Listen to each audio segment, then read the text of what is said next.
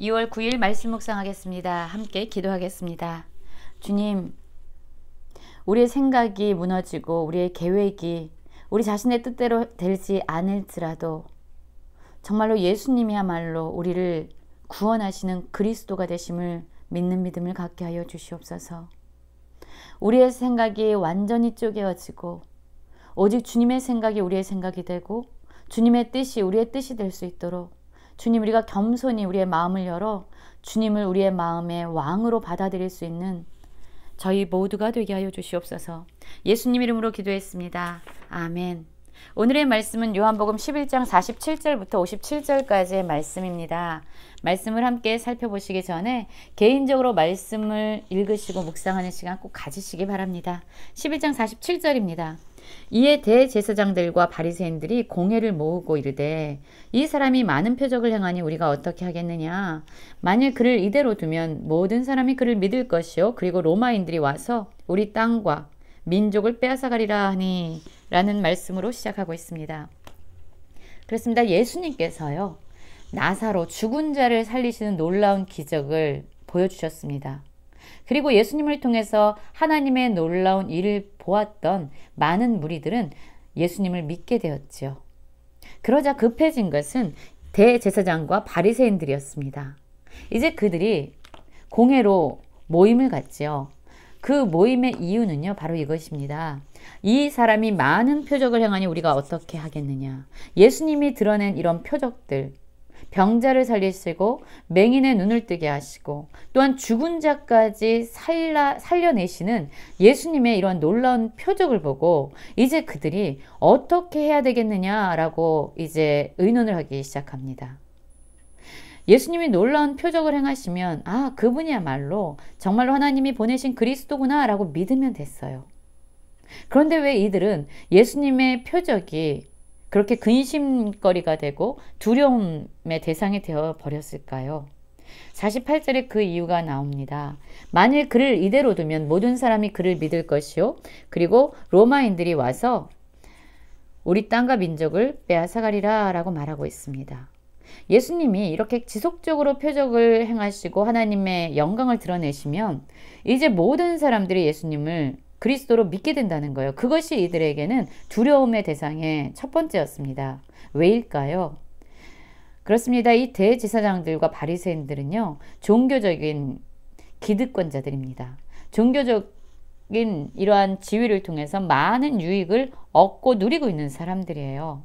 그런데 예수님이 그리스도라는 것을 사람들이 믿게 되고 모든 사람들이 예수님에게로 나아가게 되면 이제 더 이상 자신들이 누릴 수 있는 기득권을 포기해야만 합니다. 그들은 아주 이기적인 사람들이었습니다. 무엇이 진리이냐, 무엇이 진짜이냐, 우리가 믿어야 될 것이 진짜가 무엇이냐를 위해서 놓고 고민한 자들이 아니에요. 그들은 무엇이 진리인가 보다 내 유익을 어떻게 지킬 수 있느냐에 더 많은 관심을 가지고 있는 사람들이었습니다. 또 하나, 그들은 예수님이 그리스도라는 것을 인정하게 되면 또 하나의 문제가 있습니다. 그것은 바로 그들이 기대했던 그리스도의 모습과 예수님의 모습은 너무나도 달랐기 때문이에요.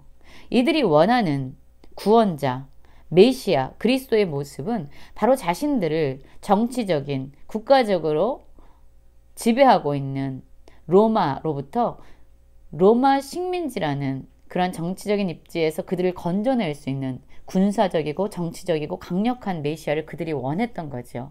그런데 예수님은 가만히 보니까 그런 분이 아니라는 거죠. 예수님은 죄와 사망으로부터 우리를 건져내시는 구원자시지, 우리를 정치적으로 또한 우리의 모든 문제를 해결하심으로 말미암아 우리의 해결자로 오신 분이 아닌 거죠. 그렇기 때문에 이들은 모든 사람들이 예수를 그리스도로 믿을까 봐 두려웠고, 또한 그들이 기대하는 그리스도가 아니면 이제 로마인들이 자신의 땅과 민족을 빼앗아 갈까 봐 그것이 또한 두려움의 대상이었던 겁니다. 그러자 그 중에 한 사람, 그 해의 대제사장인 가야바가 이렇게 말합니다. 너희가 아무것도 알지 못하는도다. 한 사람이 백성을 위하여 죽어서 온 민족이 망하지 않게 되는 것이 너희에게 유익한 줄을 생각하지 아니하는도다 라고 말합니다. 이 말은 스스로 한 것도 아니에요. 그런데 그의 대제사장이었고 예수께서 그 민족을 위하시고 또한 그 민족만이 아니라 흩어진 하나님의 자녀들을 모아 하나가 되게 하기 위하여 죽으실 것을 미리 말한 거예요. 하나님이 그의 입술을 통해서 어떠한 일이 일어날 것인지에 대해서 미리 선포하게 하신 거라는 이야기죠.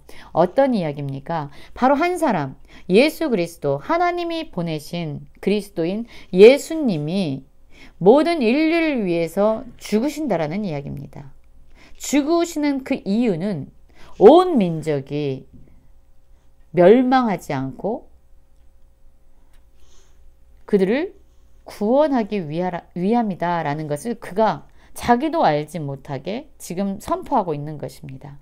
그렇죠? 예수님은 모든 인류를 위해서 십자가에서 죽으심으로 말미암아 우리를 죄와 멸망과 사망으로부터 건져내셨습니다. 우리에게 생명의 길을 열어주셨습니다. 이것이 우리에게 주신 하나님의 큰 은혜고 그로 말미암아 얻게 되는 우리의 커다란 유익인 것이죠. 그러자 이제 이들은 더 합심해서 자신들의 음모를 성취시키고자 합니다. 그것은 바로 예수님을 죽이는 것이었어요. 이날부터 그들이 예수를 죽이려고 모의하니라. 그들이 하나 되는 이유는 바로 진리가 무엇인지, 우리가 믿어야 될 것이 무엇인지, 진리를 더 알기 위해서 하나 된 것이 아니라 바로 자신들의 어떤 이기적인 기득권을 위협하는 예수를 죽이기 위해서 그들은 하나가 된 것입니다. 그렇습니다. 사람들은요, 결국에는 자기 자신의 편인 것 같아요. 좋은 관계도 어떤 위기의 상황이 되면 그 사람의 본 모습이 드러날 때가 많습니다. 조금이라도 손해보고 싶어 하지 않는 사람들의 그런 이기심을 우리는 보고 씁쓸하게 여길 때가 많지요. 이들 역시 자신은 조금도 손해보지 않고 싶었습니다. 종교적인 기득권을 위협당하지 않고 싶었어요. 그걸 위해서라면 자신들이 살기 위해서 예수는 죽어야 됐습니다. 예수님이 살아서 많은 사람들이 예수께로 몰려가면은 자신들이 죽을 수도 있는 그런 불안하고 두려운 상황이 펼쳐지기 때문이죠. 자, 이들의 이러한 모의가 있어졌고 그러자 예수님은 이제 다시 유대인 가운데 다니지 아니하시고 거기를 떠나십니다. 그리고 거기를 떠나셔서 이제 빈들 가까운 곳인 에브라임이라는 동네에 가셔서 거기서 머물고 계십니다. 물론 제자들과 함께 거기서 머무르고 계시지요. 유대인의 유월절이 가까이 오고 있습니다. 이 유월절에는 유대인들, 남자들이 예루살렘 성전에 가서 하나님께 제사하는 그런 절기잖아요. 유월절이 가까움에 많은 사람이 자기를 선결하기 위하여 유월절 전에 시골에서 예루살렘으로 올라갔습니다. 그런데 그들이 예수를 찾는 거예요. 왜 찾았을까요? 그렇죠.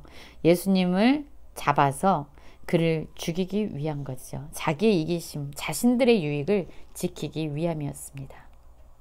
그들이 예수를 찾은 이유가 바로 57절에 나옵니다. 이는 대제사장들과 바리새인들이 누구든지 예수 있는 곳을 알거든 신고하여 잡게 하라 명하였습니다. 라고 말하고 있습니다. 여러분, 우리는 어떻습니까? 때로는 우리에게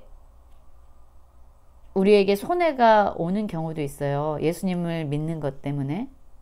또한 예수님을 우리의 삶의 왕으로 인정하는 것 때문에 우리의 삶에 많은 어려움들이 발생할 수도 있고요.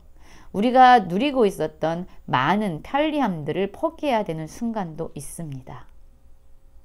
그럼에도 불구하고 우리는 예수님을 진정 우리의 삶의 왕으로, 구원자로 믿고 따르고 있습니까? 또한 우리가 생각한 것들이 있어요. 우리의 계획이 있어요. 그 계획이 때로는 주님이 우리에게 보여주시는 계획과 주님의 생각이 다를 때가 있어요. 주님의 생각을 따르기 위해선 내 생각을 내려놓아야 합니다. 그럴 때 정말로 우리는 내 생각을 내려놓고 주님의 생각을 따를 수 있습니까? 하나님이 말씀하셨잖아요. 너희와 내 생각은 다르고 나의 길은 너의 길보다 훨씬 높아서 하늘이 땅보다 높음 같이 더 높다라고 말씀하십니다. 우리의 유익이 아니라 하나님의 뜻을 이루는 우리가 되기 원합니다. 또한 우리의 생각과 주님의 생각이 다를지라도 오직 주님의 생각을 전적으로 신뢰하고 그분을 우리의 삶의 진정한 왕으로, 진정한 구원자로 모시고 순종하며 살아가는 모든 성도님들 되시길 간절히 기도합니다.